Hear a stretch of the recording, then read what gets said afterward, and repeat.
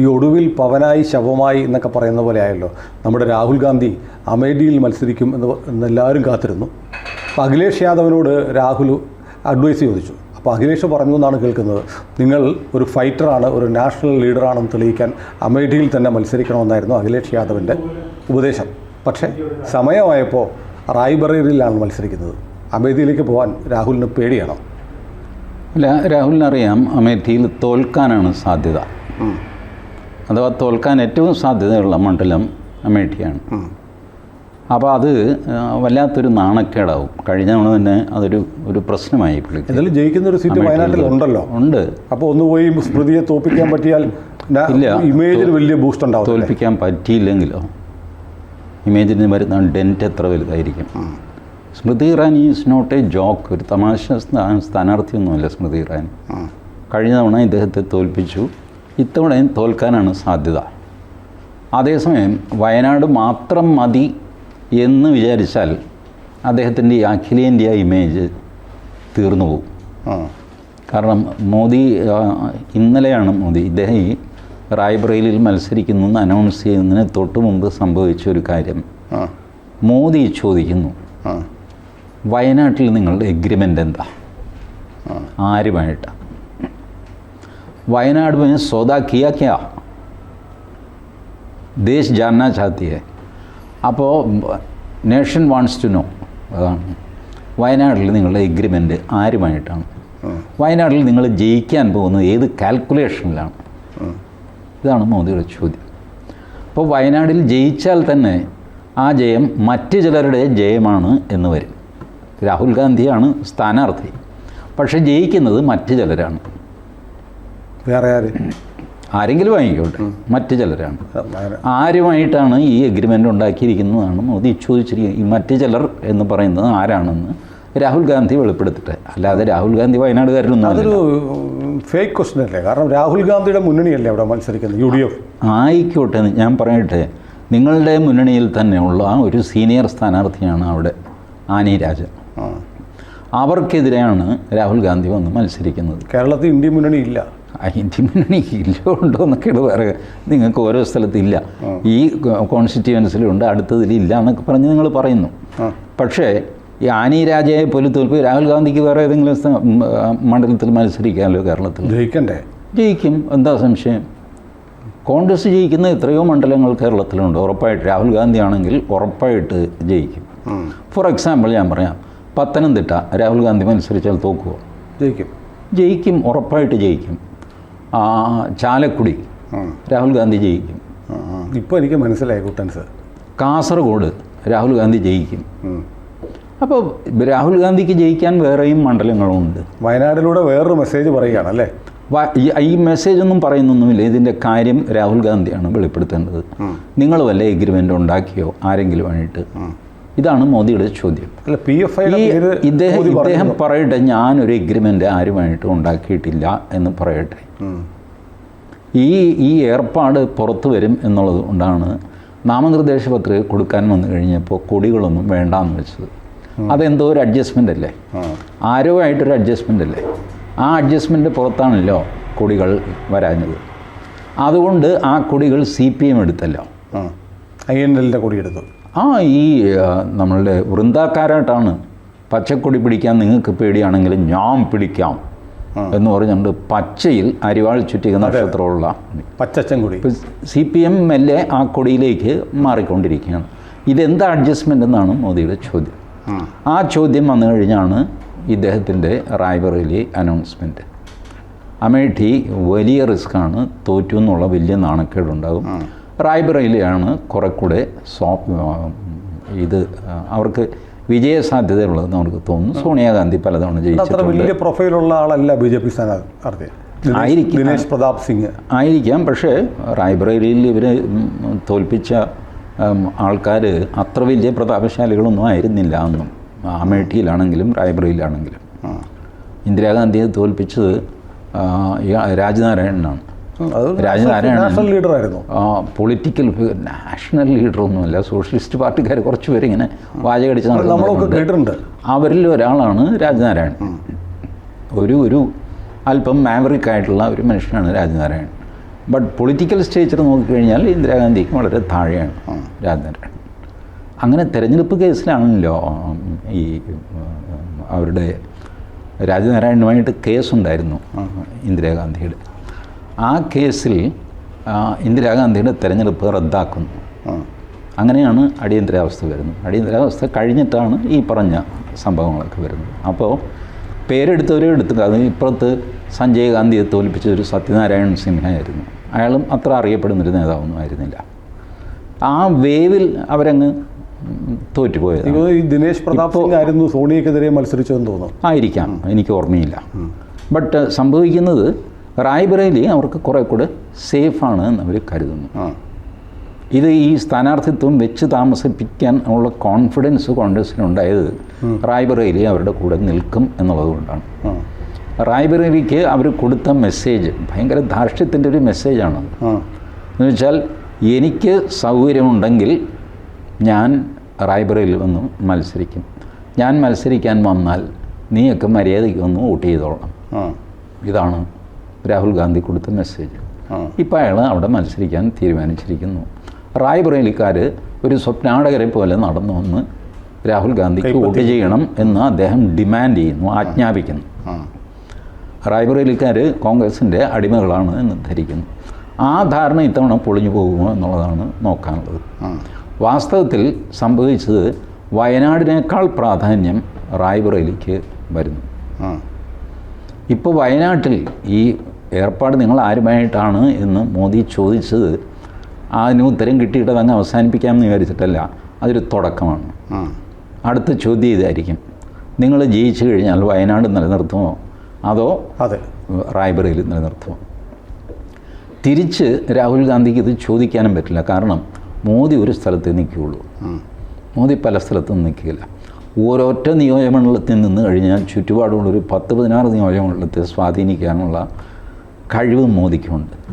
അതുകൊണ്ട് he will never go for this technique. ഇവിടെ നിൽക്കാം, അവിടെയും നിൽക്കാം, അവിടെ തോറ്റാൽ ഇവിടെ കിട്ടും, ഇവിടെ തെറ്റാൽ അവിടെ കിട്ടും എന്നൊക്കെ പറഞ്ഞിട്ട് പരിപാടി അത് ഇല്ല. നിന്നെങ്കിലും അതൊരു ഇതല്ലല്ലോ. പ്രധാനം പുള്ളിയുടെ വാരാണസി തന്നെയായിരുന്നു. Everybody knew that his priority is Varanasi. Rahul ഗാന്ധിയുടെ പ്രിയോറിറ്റി ഏതാണെന്ന് രാഹുൽ ഗാന്ധി പറയും. ടി ജിയുടെ ഒരു കാഴ്ചപ്പാടിൽ രണ്ടിടത്തും ജയിച്ചാൽ രാഹുൽ ഗാന്ധി ഏത് ഹോൾഡ് ചെയ്യും? റായ്ബറേലി ഹോൾഡ് ചെയ്യും. എന്താ?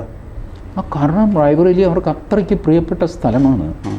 അവരുടെ കുടുംബസ്ഥലം പോലെയാണ് റായ്ബറേലി. ഇപ്പോൾ വയനാട്ടിൽ വോട്ട് ചെയ്തവർ മണ്ടന്മാരും രണ്ടാം കിടക്കാരോ? മണ്ടന്മാരൊന്നുമല്ല, അവിടെ വേറൊരു കോൺഗ്രസ്സുകാരനെ നിർത്തി തരും നിങ്ങൾക്ക് വോട്ട് ചെയ്യാനായിട്ട്. അപ്പോൾ ഒരു ചിന്ന വീടായിരുന്നു വയനാട്. ആ പ്രയോഗത്തിലൊന്നും ഞാൻ തയ്യാറല്ല. പ്രിയോറിറ്റി വയനാടിന് കുറവാണ്. കാരണം ഈ ലോക്സഭയിൽ തന്നെ നോക്കൂ, വയനാട് MP എന്ന് വിളിക്കും സ്പീക്കർ. വിളിക്കേണ്ടത് അങ്ങനെയാണ്. വാസ്തവത്തിൽ ലോക്സഭയിലെ അംഗങ്ങൾ അന്യോന്യം സംബോധന ചെയ്യുന്നത് പോലും ബ്രിട്ടീഷ് സിസ്റ്റം അനുസരിച്ചാണെങ്കിൽ കോൺസ്റ്റിറ്റ്യുവൻസി വെച്ചാണ്. Member from Baramati, member from Wayanad, member from Kollam. Member from Kollam എന്ന് വേണം പ്രേമചന്ദ്രനെ വിളിക്കാനെന്നാണ് ബ്രിട്ടീഷ് പാരമ്പര്യം. അങ്ങനെ നിയമവും ചട്ടവും ഒന്നുമില്ല. അപ്പോൾ മെമ്പർ ഫ്രം വയനാട് എന്ന് പറയുന്നതാണോ ഭംഗി, മെമ്പർ ഫ്രം റായ്ബറേലി എന്ന് പറയുന്നതാണോ? റായ്ബറേലിയാണ്. Because he represents that area. അങ്ങനെ ആ സ്ഥലത്ത് നിന്നുള്ള വയനാടുമായിട്ട് എന്താ? ആയിക്കോട്ടെ, എന്നാൽ പിന്നെ ഈ കേരളത്തിൽ വന്ന് നമ്മളെ മെനക്കെടുത്തനായിരുന്നോ വയനാട്ടുകാരെ? അതവിടെ അടുത്ത ഘട്ടത്തിൽ അവിടെ മത്സരിച്ചാൽ പോരായിരുന്നു? ഈ നിയമപരമായിട്ട് രാഷ്ട്രീയക്കാർക്ക് അതിനുള്ള അവകാശമുണ്ട്. നിങ്ങളെ ഒന്ന് മെനക്കെടുത്താനുള്ള അവകാശം അവർക്കുണ്ട്. 3 സ്ഥലത്ത് 4 സ്ഥലത്തുമൊക്കെ അവർക്ക് മത്സരിക്കാം. അങ്ങനെ അവർ മത്സരിക്കാൻ തീരുമാനിച്ചാൽ നമ്മളുടെ ഗിവൺ സംവിധാനത്തിൽ അതിനുള്ള പ്രൊവിഷൻ ഉണ്ടെങ്കിൽ അത് അവർ ഉപയോഗിക്കും. എത്രയോ പേര് MLA-മാരായിട്ട് നിന്ന് MP മത്സരിക്കുന്നില്ലേ? ഷാഫി. വൈകാരികമായ ഒരു പ്രശ്നം ഇപ്പം നോക്ക്, ഇപ്പോൾ ശൈലജയും മത്സരിക്കുന്നു, ഷാഫിയും മത്സരിക്കുന്നു. ഇതിലാരെങ്കിലും ഒരാളല്ലേ ജയിക്കുകയുള്ളൂ. ജയിച്ചാൽ ഒന്നുകിൽ മട്ടന്നൂർ തിരഞ്ഞെടുപ്പ് നടത്തണം, അല്ലെങ്കിൽ പാലക്കാട് തിരഞ്ഞെടുപ്പ് നടത്തണം. വല്ല ആവശ്യമുണ്ടോ മനുഷ്യനെ മെനക്കെടുത്താൻ? അസംബ്ലിയല്ലേ വ്യത്യാസമുണ്ടല്ലോ. അല്ല, വ്യത്യാസം ഇരിക്കട്ടെ, തിരഞ്ഞെടുപ്പ് നടത്തണ്ടേ? അപ്പോൾ നിങ്ങൾക്ക് ഒരു തിരഞ്ഞെടുപ്പ് നടത്തണം എന്ന് വിചാരിച്ചിട്ട് രാഷ്ട്രീയക്കാരുടെ മൂവ്മെൻറ്റ്സിൽ നിങ്ങൾക്ക് ചങ്ങലയിടാൻ പറ്റില്ല. അല്ലെങ്കിൽ you pass a law representations of people ആക്റ്റും അതും ഇതൊക്കെ ചെയ്തിട്ട് ഞാൻ പറയുന്നത് ഒന്നിൽ കൂടുതൽ വയനാട്ടിലെ നിയമനം പാടില്ല എന്ന് പറയും. ലക്ഷക്കണക്കിനുള്ള ഭൂരിപക്ഷം കൊടുത്താണ് രാഹുൽ ഗാന്ധിയെ കഴിഞ്ഞ പ്രാവശ്യം വിട്ടത്. ഇപ്രാവശ്യവും ചിലപ്പോൾ ഭൂരിപക്ഷം ഇത്തിരി കുറഞ്ഞാലും വയനാടുകാർക്ക് രാഹുൽ ഗാന്ധിയെ തോൽപ്പിക്കാനും ഒരവകാശമുണ്ട്. അത് ചെയ്തോട്ടെ അവർ. ശരി, നിങ്ങൾ റായ്ബറേലിയിൽ മത്സരിക്കുന്നല്ലേ, എന്നാൽ പിന്നെ ഇവിടെ വോട്ട് ചെയ്യുന്നില്ല എന്ന് തീരുമാനിക്കാൻ വയനാടുകാർക്ക് ആര് തടസ്സം നിൽക്കുന്നു? ഒരു അവഗണനയില്ലേ കാണിച്ചത്? അല്ല, അങ്ങ് മോശമാണ് കാണിച്ചതെങ്കിൽ ആ മോശക്കാരനെ വേണ്ടാന്ന് വയ്ക്കാമെന്ന് നിങ്ങൾക്ക്. അതിപ്പോൾ അടുത്ത പ്രാവശ്യം വന്നാലും നമ്മൾ കുത്തും. നിങ്ങൾ മോശമൊന്നും പറയുകയും ചെയ്യും, അയാൾക്ക് തന്നെ വോട്ടും ചെയ്ത് കഴിഞ്ഞാൽ എനിക്ക് എന്ത് ചെയ്യാൻ പറ്റും? നിങ്ങൾക്ക് ചന്തുവിൻ്റെ ജന്മം പിന്നെയും ആ ചാൻസ് ഇയാൾ സമർത്ഥമായിട്ട് ഇല്ലാതെയാക്കിയതാണ്. വയനാട്ടിലെ തെരഞ്ഞെടുപ്പ് കഴിഞ്ഞിട്ടാണ് റായ്ബറേലി മിണ്ടിയിട്ടില്ല പുള്ളി. വേറൊരു സീറ്റിൽ മത്സരിക്കുമോ എന്നുള്ള ചർച്ചയേ വന്നിട്ടില്ല. കരുതി കൂട്ടി വയനാട് തെരഞ്ഞെടുപ്പ് കഴിഞ്ഞപ്പോഴാണ് ഈ ചർച്ച. അല്ലെങ്കിൽ പുള്ളിക്കറിയാം വയനാടുകാരൻ ഇങ്ങനെ തീരുമാനിക്കും. നേരത്തെ റായ്ബറേലിയോ അമേഠിയോ അനൗൺസ് ചെയ്തിരുന്നെങ്കിൽ വയനാടുകാർ ചിലപ്പോൾ അവരുടെ തീരുമാനം മാറ്റും. തീരുമാനം മാറ്റിക്കഴിഞ്ഞാൽ വലിയ ദുരന്തമാകും.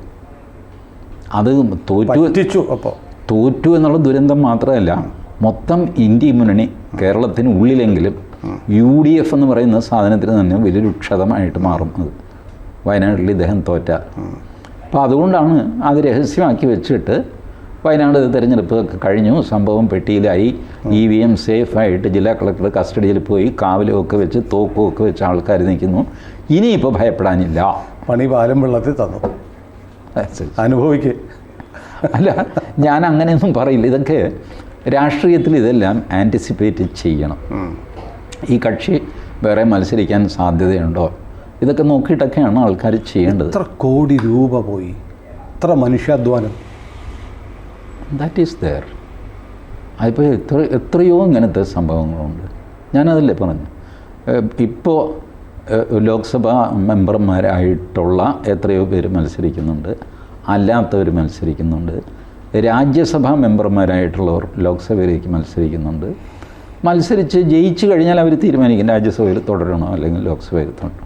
ലോക്സഭയിൽ തുറന്നു കഴിഞ്ഞാൽ രാജ്യസഭയിൽ ഒഴിവരും. രാജ്യസഭയിൽ തുറന്നു കഴിഞ്ഞാൽ ഇയാൾ മത്സരിച്ച അതേ ലോക്സഭയിൽ വീണ്ടും തിരഞ്ഞെടുപ്പ് നടത്തേണ്ടി വരും. അത് നമ്മുടെ സിസ്റ്റത്തിൻ്റെ തകരാറാണ്, അല്ലെങ്കിൽ രാഷ്ട്രീയക്കാർക്ക് കൊടുക്കുന്ന ഫെസിലിറ്റിയാണ്. അതിനെന്ത് ചെയ്യാൻ പറ്റും? അത് മാക്സിമം അവരുടെ അഡ്വാൻറ്റേജിന് അവർ ഉപയോഗിക്കുന്നു.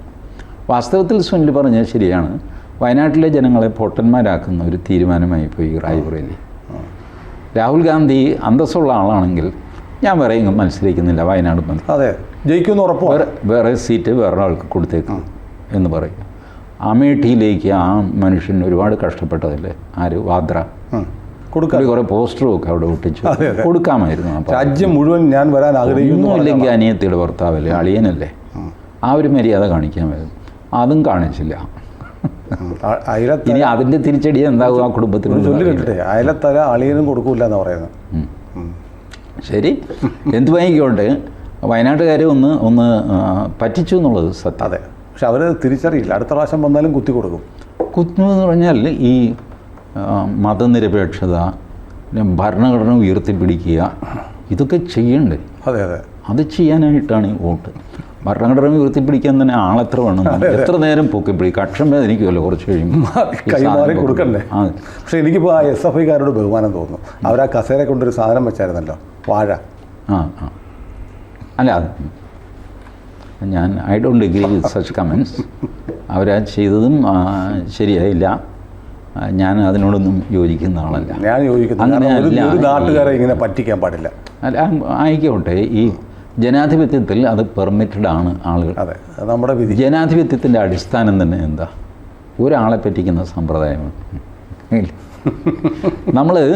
നമ്മുടെ ജനാധിപത്യം നോക്കും. നമ്മൾ ഏറ്റവും കടുപ്പം കുറഞ്ഞ അല്ലെങ്കിൽ ദോഷം കുറഞ്ഞ ഒരു സിസ്റ്റം എന്നുള്ള നിലയ്ക്കാണ് ജനാധിപത്യത്തെ എടുക്കുന്നത്.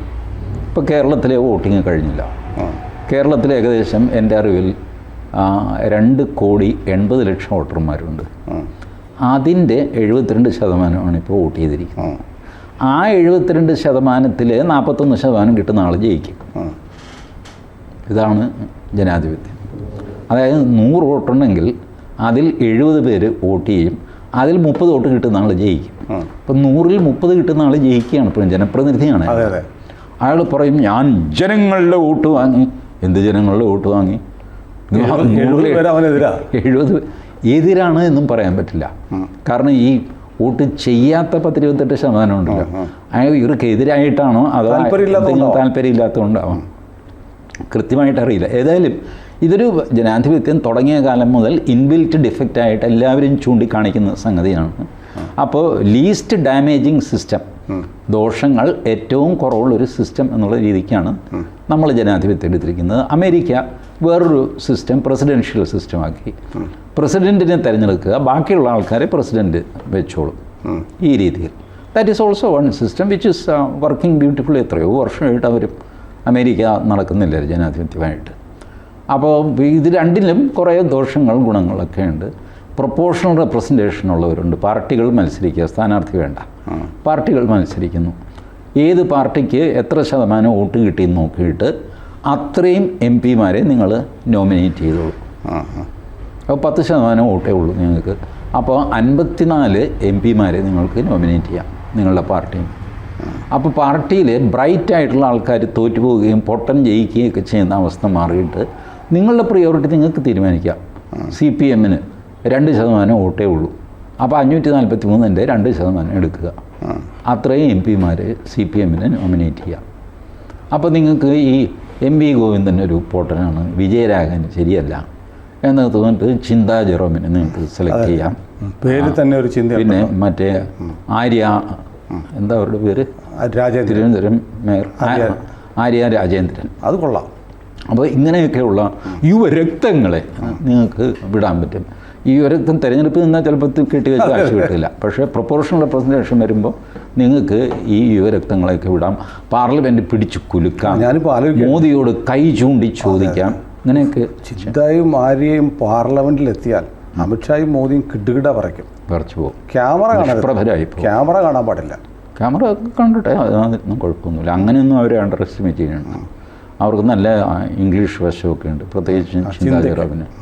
ശരിയാണ്. അപ്പോൾ അങ്ങനെ അല്ല ഞാൻ പറഞ്ഞത്, coming back to our point, ഇതിനെല്ലാം ഈ പല രീതിയിലുള്ള ജനാധിപത്യം പല നാടുകളിലും ഉണ്ട്. പ്രൊപ്പോർഷണൽ റെപ്രസെൻറ്റേഷൻ ഒരു കാലത്ത് BJP-യുടെ പ്രാങ്ങരൂപമായ ജനസംഘം ആവശ്യപ്പെട്ടിരുന്നു. CPM-നും ഈ ഒരു ആവശ്യം ഉണ്ട്. അവരധികം അത് പറഞ്ഞുകൊണ്ട് നടക്കാറില്ലെന്നേ ഉള്ളൂ. ഈ പ്രൊപ്പോർഷണൽ റെപ്രസെൻറ്റേഷൻ ആവശ്യപ്പെടുന്നത് നിങ്ങളൊരു ചെറിയ പാർട്ടി ആയിരിക്കുമ്പോഴാണ്. ഇപ്പം ചെറിയ പാർട്ടിക്ക് ഗതി പിടിക്കില്ല. അപ്പോൾ പിന്നെ എം പിമാരുടെ എണ്ണം കൂട്ടുന്നത് എങ്ങനെയാണ്? നാടെല്ലാം എം പിമാരെ നിർത്തുക, അവർക്കൊക്കെ 5, 10, 15 വോട്ട് വെച്ച് കിട്ടും. ഇതെല്ലാം ഈ പെർസെൻറ്റേജിൽ കൂടി വരുമല്ലോ. കൂടി വന്നു കഴിയുമ്പോൾ നമുക്ക് 2, 3 MP ആയി. ഇതാണ് അതിൻ്റെ തന്ത്രം. അത് കഴിഞ്ഞിട്ട് ഈ സിസ്റ്റത്തിൽ BJP ജയിച്ച് വരാൻ തുടങ്ങിയപ്പോൾ ഇപ്പോൾ BJP പ്രൊപ്പോർഷണൽ റെപ്രസെൻറ്റേഷനെ പറ്റി മിണ്ടില്ല. കാരണം ഇപ്പോൾ അവർ വിന്നേഴ്സാണ്. അതെ, ഇപ്പോൾ പ്രൊപ്പോർഷനിൽ പോയി കഴിഞ്ഞാൽ അവർക്ക് കുറയും. ശരിയാ. അതുകൊണ്ട് ഇപ്പോൾ CPM അത് ആവശ്യപ്പെടും. കാരണം CPM-ന് എന്തെങ്കിലും 3-4 സീറ്റ് കിട്ടും. ഈ നമ്മളെ സക്കറിയ നിരന്തരം CPM-നെ ഉപദേശിക്കുകയും അവസാനം നിരാശനായിട്ട് നിർത്തിവെക്കുകയും ചെയ്തൊരു പരിപാടിയാണ്. എല്ലാ സ്ഥലത്തും നിങ്ങൾ സ്ഥാനാർത്ഥികളെ നിർത്തുക. അപ്പോൾ ഇടതുപക്ഷത്തിന് എത്ര പെർസെൻറ്റേജ് ഉണ്ടെന്നെങ്കിലും അറിയാം. ഇത് നിർത്തിക്കഴിഞ്ഞാലുള്ള കുഴപ്പം CPM-ന് അറിയാം. നിർത്തിക്കഴിഞ്ഞാൽ സകലവനും തോറ്റ് തുന്നമ്പാടി പെർസെൻറ്റേജിൽ 1% എന്നുള്ളത് 0.1 എന്നുള്ളത് 0.2 എന്നാകും. ഇതുകൊണ്ട് എന്ത് വിശേഷം? മാത്രമല്ല ഇത്രയും പേർക്ക് കെട്ടിവയ്ക്കാനുള്ള കാശ് ഇത് നാട്ടുകാരുടെ പരിഹാസം വേറെ. അല്ല, ഈ ഒപ്പിടാൻ ആൾ വേണ്ടേ പത്രികയിൽ? അല്ല, അത് കിട്ടിയെന്ന് വെച്ചോ. 543 സ്ഥാനാർത്ഥികളെ നിർത്തിയിട്ട് ഒരു MP ആണ് ജയിച്ചതെന്ന് പറഞ്ഞാലുള്ള നാണക്കേട് സക്കറിയ സഹിക്കുമോ? ശരി, സക്കറിയക്ക് പറഞ്ഞാൽ അത് സക്കറിയക്ക് പറഞ്ഞാൽ മതി. സക്കറിയ അടുത്ത ലേഖനം എഴുതും, ഇതിൻ്റെ താത്വികമായ ഒരു അവലോകനം എഴുതി അങ്ങേരുടെ ജോലി കഴിയും. നാണക്കേട് ബാക്കിയുള്ള തലയിൽ മുണ്ടിടണം വരുമ്പോൾ പുറത്തേക്ക് ഇറങ്ങണമെങ്കിൽ. അതുകൊണ്ടാണ് CPM സക്കറിയയുടെ ഉപദേശം കൈക്കൊള്ളാത്തത്. അപ്പോൾ അങ്ങനെ നിൽക്കുകയാണ്. ഏതായാലും രാഹുൽ ഗാന്ധി റായ്ബറേലിയിൽ മത്സരിക്കുന്നു. അദ്ദേഹത്തിന് വിജയാശംസകൾ. വയനാടിന് എൻ്റെ അശ്രുപൂജ. വയനാട്ടുകാരെ ഓർത്ത് എൻ്റെ ഹൃദയം വിതുമ്പുന്നു.